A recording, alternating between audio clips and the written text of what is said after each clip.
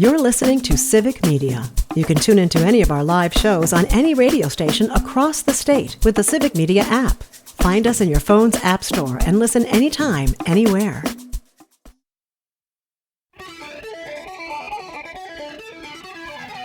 Coming to Northeast Wisconsin live from the Civic Media Studios, this is Mino and the Mayor. Begin the day with a friendly voice, a companion unobtrusive. And here are your hosts, John Mino and Jim Schmidt. Hey, thank you very much. Welcome back. Good-looking morning right now in Green Bay, Appleton, and Oshkosh. We had Brittany Merlot, our Civic Media meteorologist, on earlier talking about the potential. It's very tornadic looking throughout much. Thank you. The password is Tornadic. Something. Yeah, it's tornado-y. But Brittany, we're looking at the weather thing you put up there, Todd. It's definitely moving northeast. There's no question about that. And there are some big red patches heading that way, northeast Wisconsin, like far northeast Wisconsin. But and that looks kind of ugly with all the red. But you said there's another line coming from that Lacrosse area right behind it, huh? absolutely. And that's going to die out a little bit. But then as we get into the remainder of the afternoon, that will start as the heat. Right. You know, that heat is one of the issues. So we'll see some more storms rolling in through later on this afternoon like around into tonight. 6 o'clock even. Yep. Tonight. Okay. Yep. Well, you know what? If you're a lacrosse player, you'll still be out there because Rich Thompson grows them tough. Rich Thompson is here from Bay Valley Lacrosse Conference, also the head coach at Pulaski, longtime coach and player. And Rich, we were just talking about, 20 years ago or something, there basically was no lacrosse in northeast Wisconsin. And you guys, I'll tell you the very first thing I remember doing a story, and they brought it in out at, I think it was Menominee, on the reservation, and they brought in a group from, I want to say North Dakota or someplace like that to start. They're like, hey, this is our sport. You want to talk about what's the American pastime? It's lacrosse, because this was the first sport in what became America. And they were trying to get the heritage for the young. Sure. And it not only took hold there, all these other schools jumped in. It's like, this is cool. Let's do it. Exactly. Rich Thompson, congratulations, what you helped create. Yeah. Hey, thanks for having us. Tell us about, starting sports we're so ingrained in baseball, basketball, football, swimming, just to get something going. And, I don't know how many, I know there's 10 people on a team, but how'd you get the thing off the ground? Absolutely. So I helped found the Kimberly program, and then I also founded the Pulaski program. It takes a lot to get that started. For Pulaski, we did learn to play clinics for 2 years. So we would sit up, we'd bring goals to one of the local elementary schools. And just to back up, you could be a basketball coach at one of these schools, and every one of these kids has played basketball in their driveways or whatever for 10 years. Right. With your sport, it was from ground zero, right? It was. Yep. Yeah. You were explaining just the basics to them.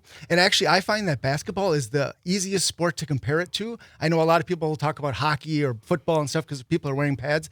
But if you think about it, basketball, you have a backboard in your back. Same thing in lacrosse. We have a goal in the back, right? So a lot of the offensive concepts, pick and roll, screens, things like that, come right out of basketball. I use as a coach, a lot of my terminology and stuff is very similar to what you find in basketball. What I think is cool about the two markets you picked, Kimberly and Pulaski, they like their sports too. They do. They do. They're very passionate about their sports. Parental support to try that.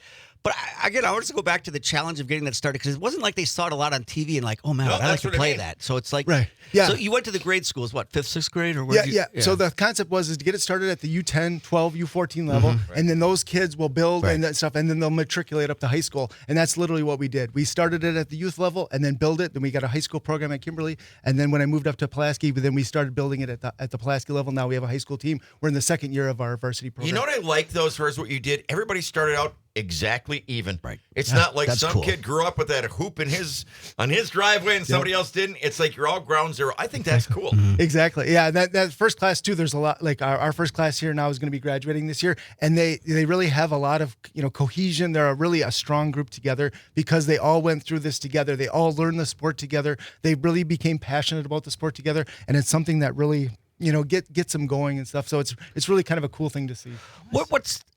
What would that overlap? I mean, we always worry about kids, there's so many options right now. I mean, Right. back when we were kids, of course, we're a lot older than you, but We had Little League. We had nothing else. Yeah. So what we do is a lot of times we'll have practices on different days than baseball to give kids the opportunity to try both sports. Okay. And I'll be honest, my son played baseball for a couple years. Well, he also did lacrosse, and it's no offense, baseball, but it can be a little boring sometimes. It's swing and a miss, bunt, ball, and foul ball, and this kind of stuff. With lacrosse, you are constantly up and down the field. It's just like hockey, where the ball's either going towards one goal or to the other goal. You have body checking. You have scoring goals. Everybody likes to score the goal. I reffed a game yesterday, and we had a brand new player. He scored a last-second goal. His team mobbed him after the game. Right. I thought, how great is that? This is his first season, and his name is Grayson. He got mobbed after the game because he scored the last-second goal for his team. All right, Grayson. See, now that's right. The hell with baseball for him. That's right. Come play lacrosse. Exactly. And I would assume, I'm just saying, because obviously basketball they look for the height, football they look for the bigger whatever. I would think lacrosse, anybody physically dimension-wise could play, correct? Exactly, yes.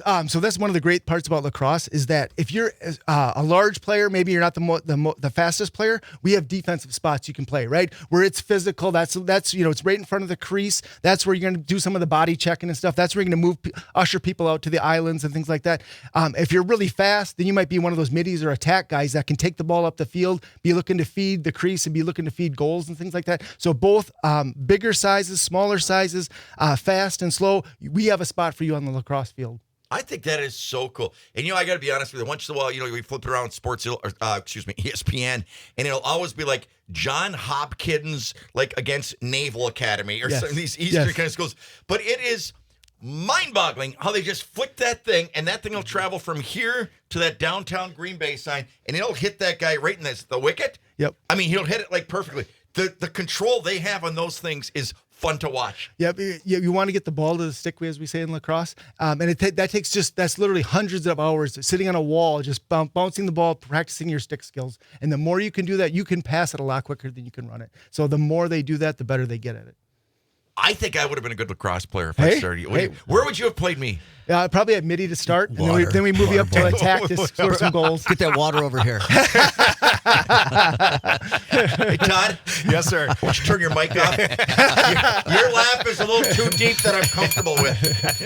So you started this as just a club sport, so the parents actually paid for it. I mean, a lot of car washes. Yes, yeah. So we were bringing everything to the games. We would bring the tables. We would bring the cones, the goals. I mean, you felt like you were a mover bringing all this stuff every single time. But now the WIA has taken on lacrosse. So the last 2 years, it's been a WIA sport. We have our state championships down in Sun Prairie at their beautiful facility down there. And it was a phenomenal experience last year to have the first WIA state championship. We're with Rich Thompson, Bay Valley Lacrosse Conference. So when you say it's a WIA sport, all the schools, or is it an option now? What does that mean to East West? Yep. So our Bay Valley, we pretty much take anything above Fond du Lac is what we say.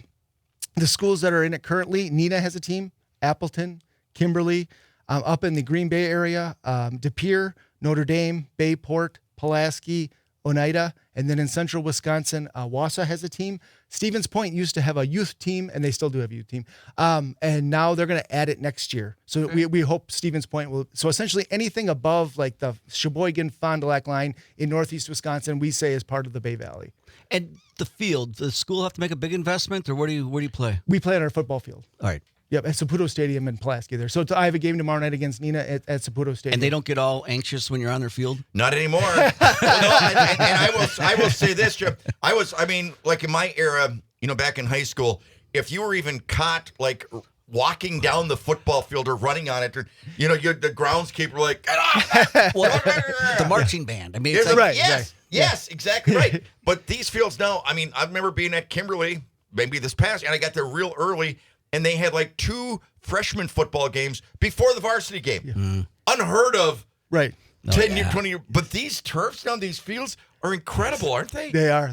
They're fantastic fields. I think every team in our league plays on their football field. And it's really a great experience. As to your point, the only time we worry is like if track is just finishing up a practice or something and somebody takes a shot, we want to make sure that we don't hit anybody with a ball. Is it dangerous at all? I mean, let's put it this way: you do have swinging, you have balls that are flying, right? On the field, you're wearing helmets and shoulder pads and things And like a face mask. Yes, and a face mask. Yep, Okay. yep. In the boys' game, in the girls' game, it's different. They don't wear helmets and that kind of stuff. So in the boys' game, though, we're wearing helmets and shoulder pads. How fast does that ball go if somebody can really flick it? When you're up at the Premier Lacrosse League is like the NFL for lacrosse, and they get up to like 110 miles an hour. Wow. Yeah. Wow. So that's like the fastest pitch in maybe Yes. faster than any pitch in baseball Exactly. history. Yeah, because you think those sticks. I mean, they can get a lot of wick going with that. Wow, I did not know that. Me either. That's Yeah, and think if you're a defenseman there taking one of those shots, protecting your goalie. That's a lot of That's a lot of power to take in that. So the chest protect. They wear chest protectors inside their shoulder pads to protect them to their we're a chest. bulletproof vest. Yeah. That's Yes. fast. Wow. Officer Craig, I'm going to play some lacrosse for me fast. Wow. We have Mark Houston on here once in a while. He Bell works and for Sports. Bell and Yeah. Sports. Yeah. The youth thing. Do you have people on the sidelines to Yes. kind of okay? Yep. so you do Athletic that- trainers. Yep. So our Same athletic thing. trainer for Pulaski is there on the sidelines for all of our games and all the other schools as well. Yep.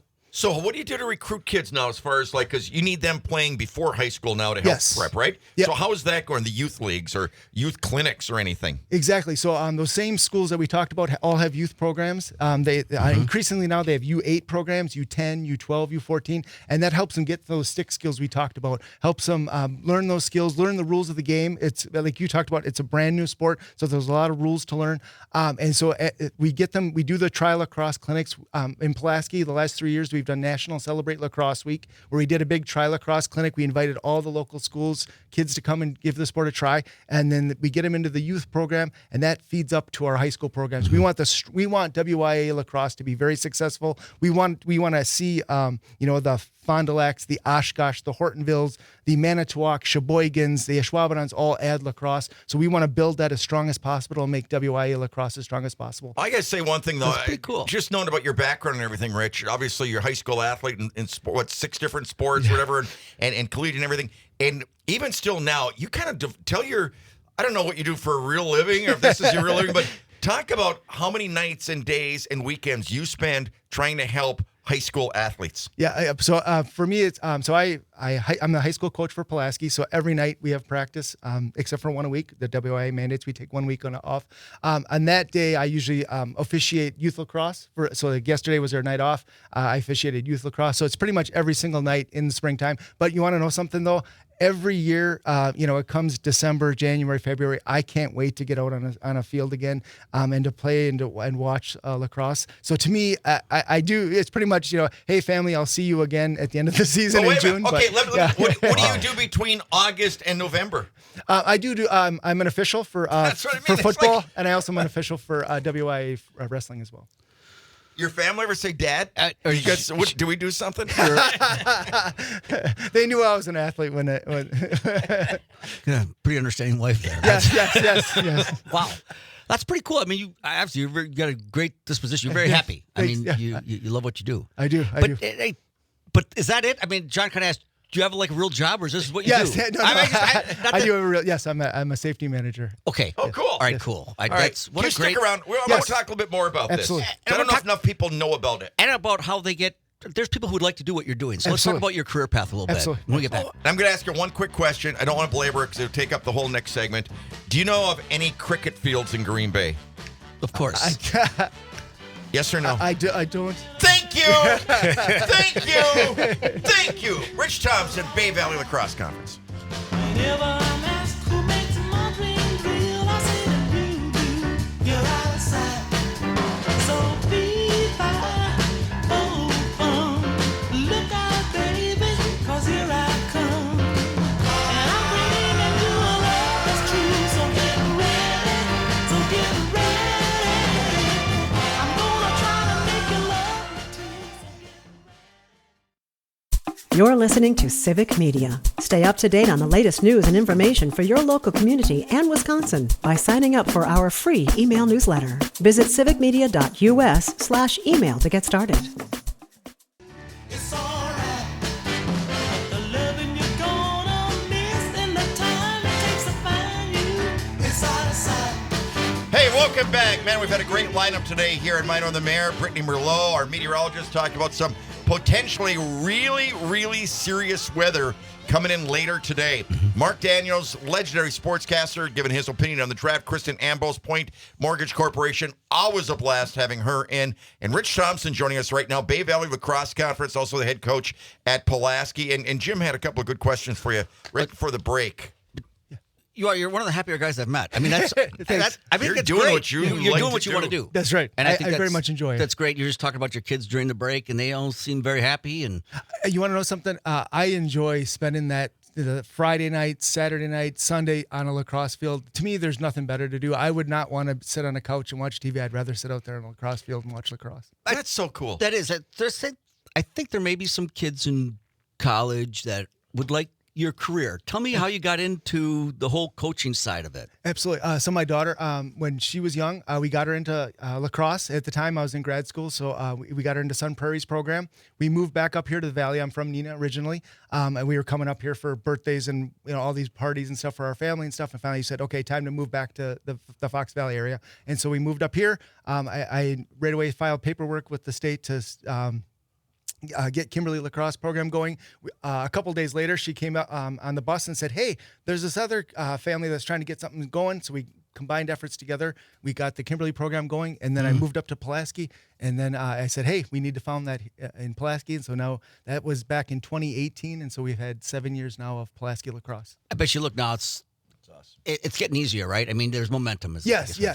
Now we have at the time, like you said, we were teaching everything, like the rules, the this and that and stuff. Now we have an established program where we have U10, U12, U14. We have a high school program. We have a high school girls program as well. So, I mean, it's really blossomed into far more than I could have ever imagined and faster than I could have ever imagined. And you're building up your own coaching base with these kids. I would imagine, 'cause exactly. with yourself, it's like, how many other people would know the rules? And now you got kids that have gone through the sport that could probably help out, right? Yeah, that's great from both a coaching standpoint. They can help coach, and they can also help ref as well, because there's always a ref shortage. We have two of my current players right now are reffing youth, and then we have several others that are interested in it. And that, to me, really helps grow the game. It helps build the next level, and it also helps their development. I tell them all the time, if you know what an official is looking for, like, hey, on this cross check here, if you bend your wrist to this point, that ref is going to be calling that, or excuse me, on a slash. That tells them, hey, I know, and when I play a game, I can't be bending my wrist to that point to get that slash call. Yeah, I would think it would be a little difficult to get refs because they haven't played it a lot. You know what I mean? Like right. a little easier basketball. We talk about ref shortages often here. Yes. And so, all right. So you have opportunities for kids. Brian Mills is always on me to come to ref. Yeah. So Brian Mills we talked about me being a football ref. Brian Mills is my head of my crew. So I'm his back judge on his crew. All right. Yeah. That's awesome. Get him on your team. He knows a lot of people. So. He does. Have I done any of your games? Have I broadcast any of the games you were reffing? Do you know? Not that I'm aware of yet. All right. Yeah. Because I can tell there's some crews that don't like me sometimes. I might question something. For officials, we definitely always need officials. There's two opportunities for it. One, if you're a high school player, you have opportunities to become an official for the youth. If you're an adult, we often will get parents that'll say, you know what, I'm going to be coming to these games. I might as well be an official. And they'll sometimes learn the sport and become an official as well. So we have two opportunities: one for youth and one for adults. All right. And I just want to wrap up pretty soon. But the pitch to your pitch, the attraction to your thing is really anybody can play. Exactly. You're kind of saying that. We talked about football, basketball, something. Well, but the other thing, it's a little faster pace than like. Yeah. Golf needs the shot clock like nothing else. Oh my God, it's that boring. But baseball can be a little bit slow too, and your game is. Yeah, somebody's always moving. That's right. So I always say that there's never a bored kid in a lacrosse game. They're up and down the field constantly, up and down. The ball's going one direction or to the other direction.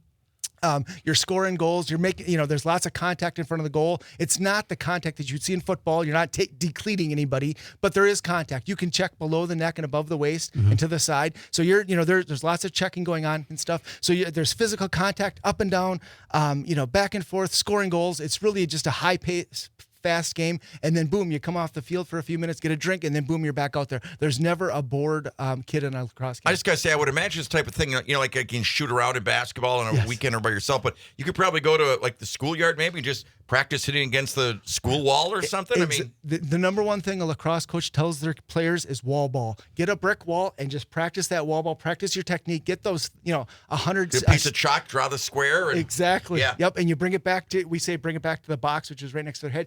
Just practice that. Do that. We say do it 100 with each arm every single day, and you'll become a really good lacrosse player.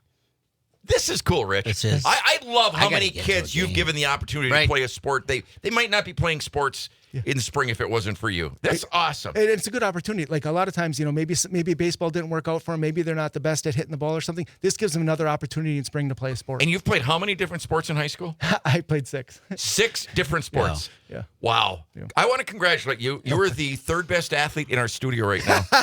Thank you. Thanks for Throwing it out sharing there. this. I mean, you could have not done this. I mean, this Yeah. is a lot of You're volunteer passionate stuff. with this. You're exactly the type of Yeah, people we need that you. keep high Yeah. school sports going. I'm not Thank blowing you. smoke. Yeah, You this got to is have great. people like you where it's the passion, it's not a job. So when's your next game that we can come to, or how do we kind of follow your team? Yep. And, we play Nina tomorrow night at Saputo Stadium at Pulaski High School, 7 p.m. Nice. Okay.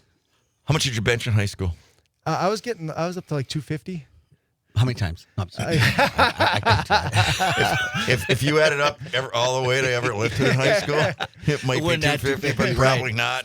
It's a lot of 20-pound curls. It's been a long time though since I did that. That's awesome, Rich. You know what? You should have been in the arm wrestling competition this weekend. Oh, hey. It was I would an like to see- Oshkosh. We had the, nice. man, you would have been perfect for that. A lot of cool stuff going on. My arm is still sore from it, so otherwise I'd take you on. Okay. Rich Thompson, whatever we can do to promote your great sport of high school lacrosse, you let us know. I will. I'm I will. serious, Thank man. you. I love your enthusiasm. Yeah. I love what you Good do for energy. high school kids. Across the board. Need people like you, buddy. Thank you. Thank you so much. Thanks for Thank having you. me. By the way, when you were in high school on Friday nights, high school football, what channel would you watch to get all the highlights? The Mino Show. Thank you. Todd? Yes, sir. Any comment? Thank you. Grand Oshkosh coming up. She's got to be somebody's baby. She must be somebody's baby. She's got to be somebody's baby. If you missed part of the show or want to share it with a friend, catch every episode of Mino and the Mayor on your schedule. Listen now at civicmedia.us or find us on Spotify, Apple Podcasts, or wherever you get your podcasts. It's easy to take Mino and the Mayor wherever you go. Now, back to Mino and the Mayor. Here's John Mino and Jim Schmidt. Hey, thank you very much. Welcome back. Mino and the Mayor here.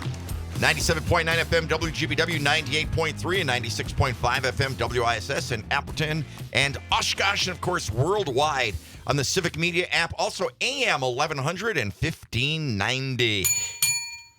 Thank you. I'm proud of myself. He I didn't look, so I had to didn't- give him a bell. Yes, thank you. Thank you. Hey, give Rich Thompson a bell from Bay Valley Lacrosse Conference.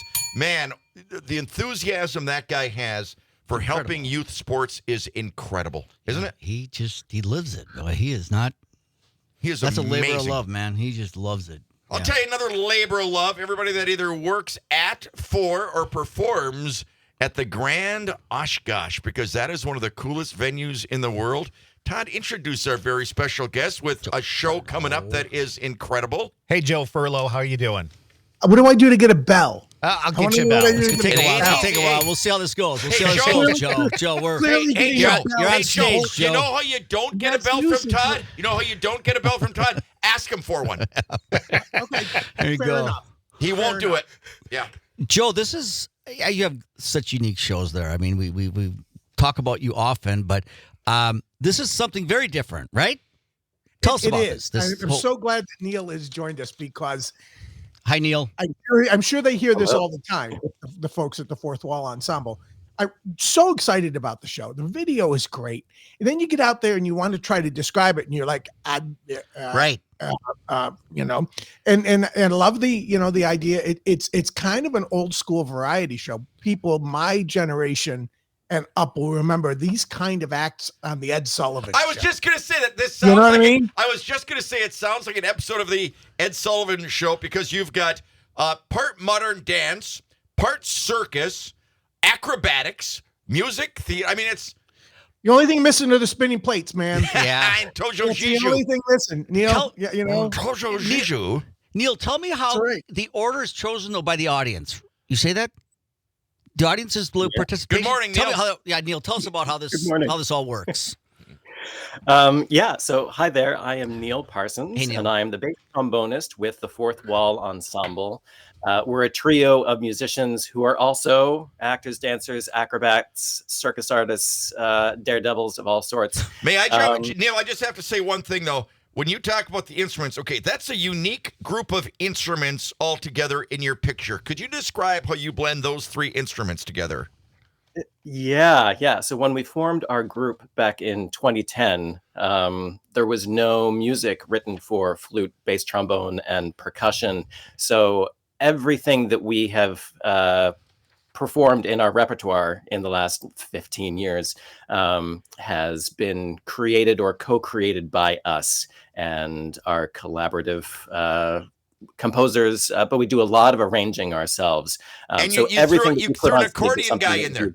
You threw an accordion yeah, guy we've in got- there. You can't do a Wisconsin interview, Neil, without talking about the accordion, man. We've got to have the accordion. Yeah. Greg is a percussionist by training, but an accordionist by experience. It was an instrument that he just wanted to pick up, and also found that he could move around while playing it better than he could if he was behind the vibraphone or a drum set. So the accordion makes Greg, our percussionist, much more mobile, so we can all dance together. That's awesome. I would encourage people if they're on the fence for this. Obviously, we're on the radio, right? Go to the website, look up the Fourth Wall. There's a video, and just check out the video, and you get an idea of what's going on. And I want to shout out Neil and Fourth Wall not only for the show, which is called Fruit Flies Like a Banana, and on Friday night. That's Friday, right? May 2nd? Yes. Friday night, but also the day before. They're doing 2 school shows, Okay. and it's all about like the science behind music, how music works. Interesting. So they'll spend time with students too. So there's like a slew of people that I want to thank in 30 seconds or less. Be ready with your bell. It's part of the Student Discovery Series, which is sponsored by the Amcor Foundation. It's part of the Outreach Series, which is sponsored by Community First Credit Union. Got a little support from Wisconsin Public Service Foundation, and all of that comes together so that we can have a couple days of busing kids into the theater, which is always great fun. And then this great public show. And don't let me go at the end of this without talking about the ticket special, the super secret ticket special. Right. Yeah. So Neil, I just got to say, as a guy who worked with the community, for you to come and engage those students is so valuable. I mean, for so many reasons, not just to entertain them and teach them something about, the Fourth Wall or about the arts. It can open up a world to them that they would have never, ever seen had you not been here.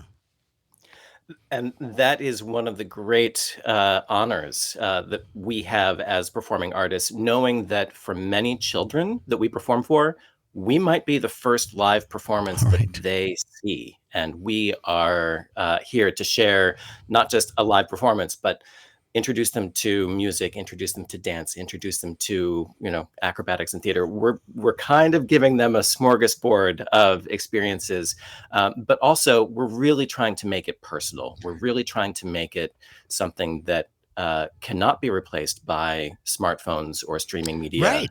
This is a live performance. And to get back to the question of how does it work with the audience choosing the show order? Well, yeah, we have decided that the audience is going to choose the show order. They are going to be directly involved in the show. The show cannot proceed without their participation.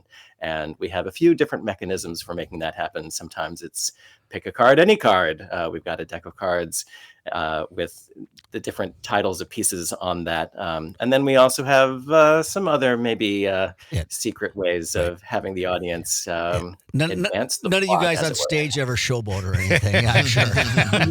I'm wondering what our show would be like, Jim and John, my God. if our audience chose the topics we talked about. Never mind that. I would like Do- to know do- what your show right, would be do- like. Do you on interrupt? stage. Do you interrupt each other and talk over each other? Yeah, that's Yeah.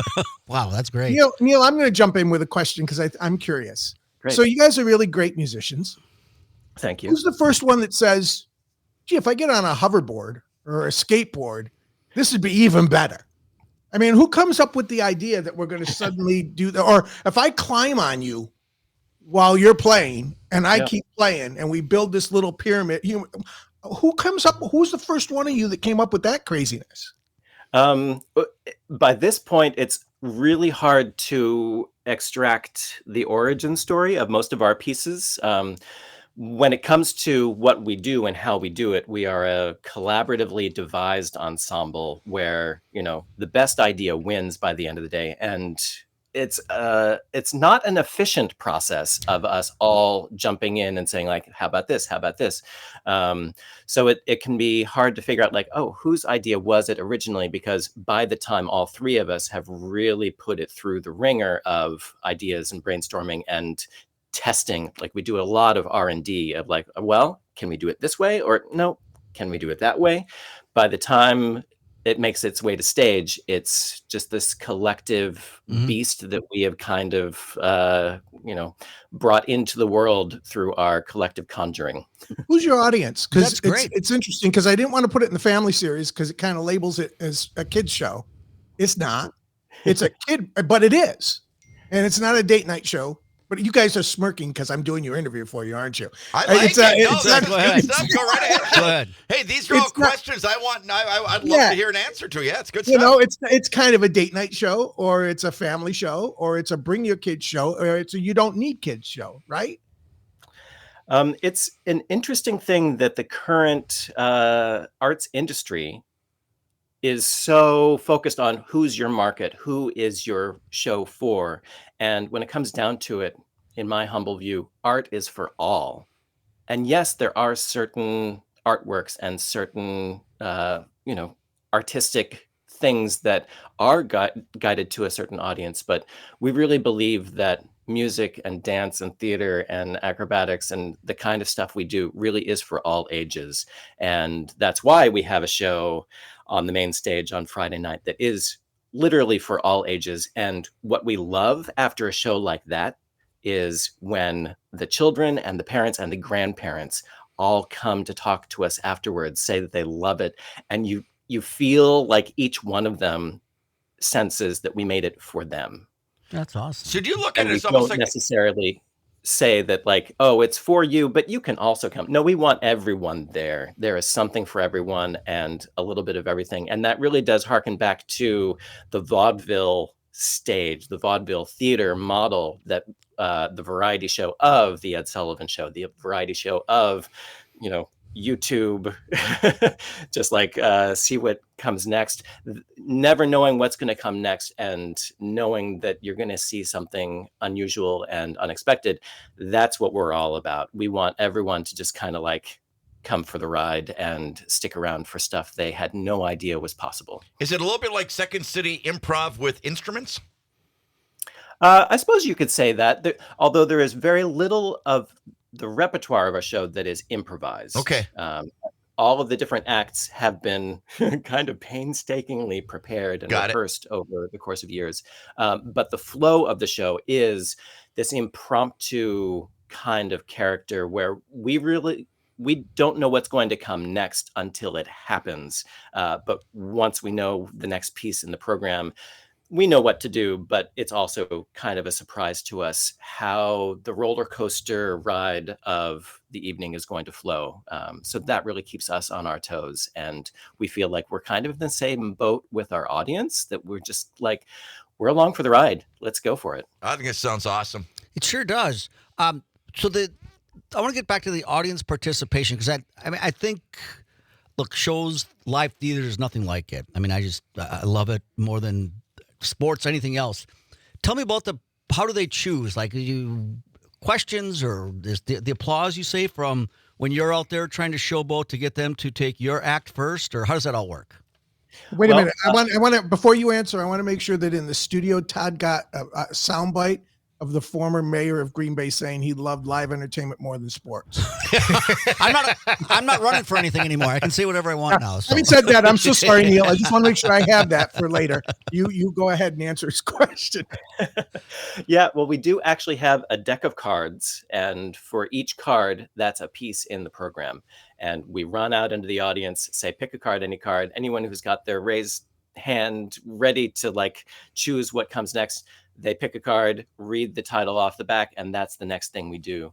And then in the second act of our show, we have a different mechanism that's all about different colors. So we have a set of warm-ish colors, some cool colors, and some patterns. And they're sort of oversized paint chips that, again, each of those is connected to a piece of repertoire in the show. And again, the audience gets to just like shout it out, decide what's going to happen next, and then we serve up that next course. 60 seconds, Wow. Joe. Give us a plug. Where do they get tickets? How much are tickets? Tickets are available at the Grand's website, thegrandoshkosh.org. And keep this in mind, show's called Fruit Flies Like a Banana. We have a special. It's called, you got to put in the code, Go Bananas. All caps, Go Bananas, plural. And your ticket price will magically drop to $20 a ticket. Nice. Wow. So it's Friday, 7 o'clock. Nothing like live entertainment where you don't know what's coming next. Neil, thank you that for sounds joining great. and helping to talk about the show. Joe, thanks for setting this all up. Yeah. Neil, this sounds spectacular. Yeah, Neil, this is great. Come see the show. We It's will, my fun. brother. Try and do Thank that. you. Mike Clemens when we come back. Like I don't care, baby, by the way. Because I'm happy. Clap along if you. You're listening to Civic Media. Find the latest news, information, and archives of all your favorite shows on the Civic Media website, civicmedia.us. You don't waste your time. Here's why. Because I'm happy. Clap along if you feel like a room without a roof. Because I'm happy. Clap along. Hey, welcome back. Mine with the Mayor here, wrapping up a nice Monday morning. But once again, look out for later on this afternoon. Keep your eye on your weather app. Got a nice text here, Todd. Ring yourself up today. You are killing it with your music selections, Nancy. Thanks, Nancy. Oh, yeah. I'd never get a bell. Oh, man. That's, What? If you deserved one, we'd give you one. Thanks. Do we have Mike here? Yeah, he's on. Mike Clemens, good morning. Hi, Mino. Hi, Mayor. How are you guys? We're good. Did you get a chance to sleep in till like 5 o'clock today? Yeah, well, the damper on the weekend was the Bucks game last night. We're Oh. waiting to hear word. Damian Lillard, who went down in the first quarter. You remember, he missed about 14 games with the blood clot in his right calf muscle, in his right leg. And last night, it looked to me, Mino, that he was coming down half court. The Lakers, they were in transition. It looked like his right foot slipped, and then when he tried to recover, his left foot made an ugly turn. And we're talking about an MRI today for a possible torn Achilles. You couldn't ask for a worse game than last night. They got 3-1. Our man at home. Halliburton was throwing him in from 35 feet and giving it back to Bobby Portis and whatever. The kid from Oshkosh, yeah. And they're down 3-1, yeah. That was an ugly way to, I'd hate to say it, to end the season, Mike. You know what I mean? If that was the way it's going to be. Yeah. But how about that draft, man? I love What a it. party that was, right? I love it. What did you think? Well, from a league standpoint, even though this thing drew 600,000 people, and even with that cold, rainy day we had on Friday, it was second only to Nashville.